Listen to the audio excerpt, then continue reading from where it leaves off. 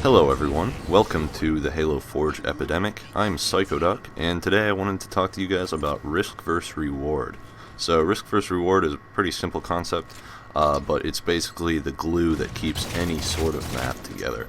Largely for competitive maps, but what you'll kind of find out if you're not familiar with the concept already is that it kind of plays into just about anything. So it's it's pretty straightforward, pretty simple, but I'm just going to kind of show you guys a couple examples of risk versus reward in a competitive map. Try to get you guys thinking about like why that sort of thing works, ways to implement that sort of thing into your own maps, because risk versus reward again is like the driving thing behind how a map works. It's huge. So I'm gonna walk you guys through that, and my hope is that after watching this, you guys will be able to go onto any other map, like any matchmaking map or whatever, or whatever good competitive map you can find, and just look at it for yourself and understand like, oh, okay, this is risk versus reward, this works for this reason, so I could do this on my map, and it would like, just think like that, and I think it will hopefully be very beneficial to you guys. So let's hop into Forge and take a look. Alright, so here we are in Forge on my map Psychoduck. This map has a lot of good examples of just ways in which risk versus reward can factor into a map, but of course any good competitive map will. It's just this kind of has some easy to explain examples, I suppose, and since I made the map, it makes it easier for me to explain. So there's a lot of different ways that risk versus reward can work, and one of those is in purely a movement sense. So here's a good example of that. Okay, I have two options. If I'm right here, well, actually I kind of have three. Okay, let's say I want to get up to the top level if I'm on foot. So I can do one of three things, kind of. I can go this, longer, safer route, or I can go, kind of branch off this route, take this jump up, perhaps a little bit quicker.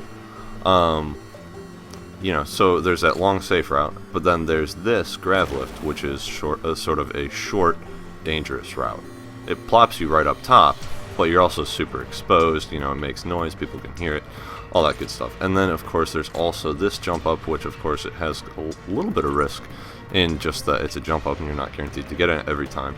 And it's it's quicker than the staircase, but it also exposes you quite a bit to a different area of the map than going up the grav lift would, and then you can do this.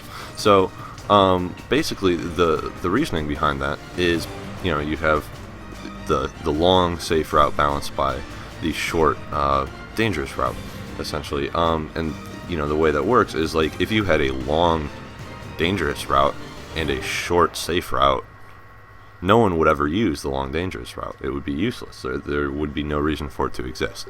So it's kind of like balancing routes. You have to have multiple routes to any given area, pretty much in any situation. So it's generally good practice to have different pros and cons to each route. So you have the long safe route, short dangerous route, etc.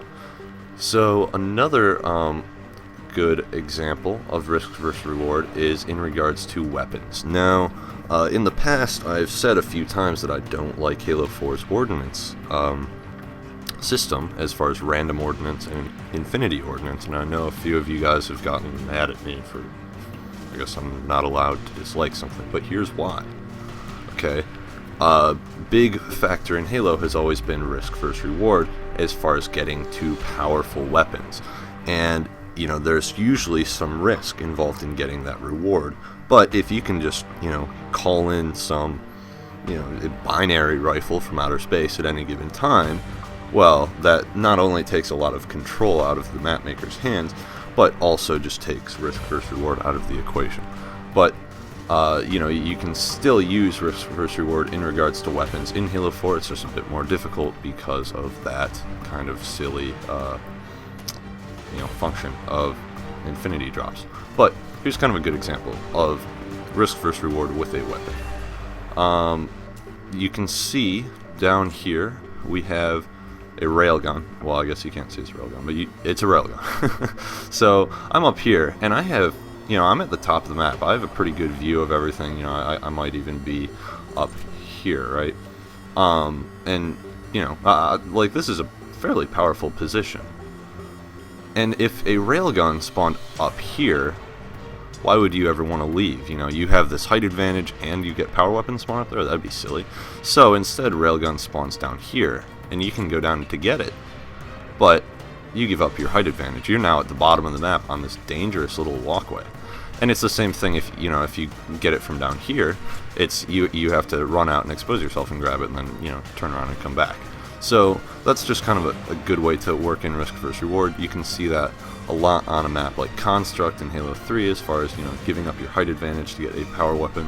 And you can kind of see that this is actually a needler here. It's hard to see the ordnance drop, but the needler is pretty exposed. But also this route, this catwalk, is a shorter route than most ways across the map, but it's also very exposed. So again, risk versus reward.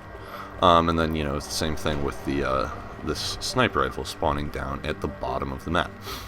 It's a huge reward because the sniper rifle is very, very powerful on here, but the risk is that you have to give up any kind of height advantage to get it. So again, just if a sniper rifle spawned at the top of the map, that would be that would be pretty bad, because you would just be at the top of the map. There'd be no reason to ever leave. So risk versus reward will kind of get into creating a lot of movement for players on a map. Another kind of example of risk versus reward can be just in regards to sight lines. So going back to being up here, having this powerful position, you can see a lot over the map, right? But it's very easy to this whole walkway is very straight, and if you're standing anywhere along this walkway shooting down, I can get a shot on you, from here, or from up here. Again, and there's some blockage, but you know what I mean. So that powerful sight line you can get from up here is countered by the fact that you have to expose yourself to a lot of other enemy fire. So basically that's kind of the best examples I can show you guys of risk versus reward on here. That's all it comes down to, though, is it's like short safe route versus long dangerous route, or height advantage versus powerful weapon, or etc. So it's pretty straightforward, pretty simple concept. I think you guys probably get it no problem. So I would recommend looking at some other maps, just trying to understand exactly how risk versus reward works on those, and just checking those out. And once you understand it more for yourself, then you can start incorporating that into your own maps. So so I should never have to see a submission where there's this all-powerful room with only one way in it and like 8 rocket launchers in it, because that's bad for this reason. There's no if there's no risk for a reward, then it's probably not so good. So yeah, guys, I hope I didn't ramble too much, but I was trying to explain everything in as much detail as possible. So yeah, thanks for watching, everyone. This has been Psychoduck with the Halo Forge Epidemic. Stay tuned for some other cool Forge videos in the near future, and I'll talk to you next time.